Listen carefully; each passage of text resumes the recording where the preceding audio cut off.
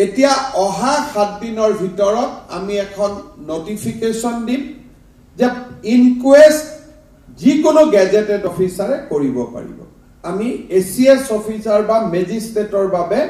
আমি ৰখিব নালাগে ইয়াৰ ফলত ওসি সকলৰ কাম সহায় হ'ব ডক্টৰে পোষ্টমৰ্টেম কৰিব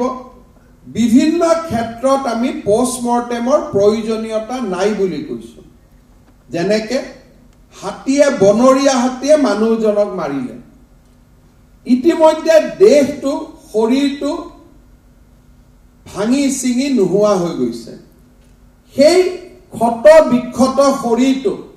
আৰু এবাৰ পোষ্টমৰ্টেম কৰাৰ কোনো প্ৰয়োজনীয়তা নাই যদি ডিএফও জনে লিখি দিয়ে যে মানুহজন হাতীত মৰাটো সত্য তাৰ it is not a criminal investigation post-mortem তাক লাগে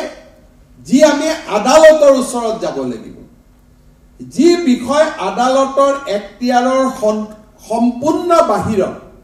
তাত পোষ্টমৰ্টেম কৰাৰ কোনো প্ৰয়োজনীয়তা নাথাকে মই এটা সৰু উদাহৰণ দিলো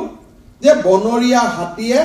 5 লাখ টকা চৰকাৰৰ পৰা কম্পেনসেশন পাবৰ কাৰণে মানুহজনক আমি পোষ্টমৰ্টেম কৰিব লাগে ভুলতে 5 লাখ টকা চৰকাৰৰ পৰা গ'ল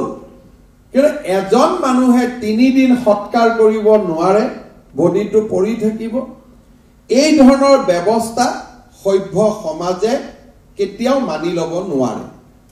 আমি এসিএস অফিচাৰ অসমত কম এলআৰ সকলে কিহৰ কাৰণে ইনকুৱেষ্ট কৰিব নোৱাৰিব বা আন গেজেটেড অফিচাৰে কিয় ইনকুৱেষ্ট কৰিব নোৱাৰিব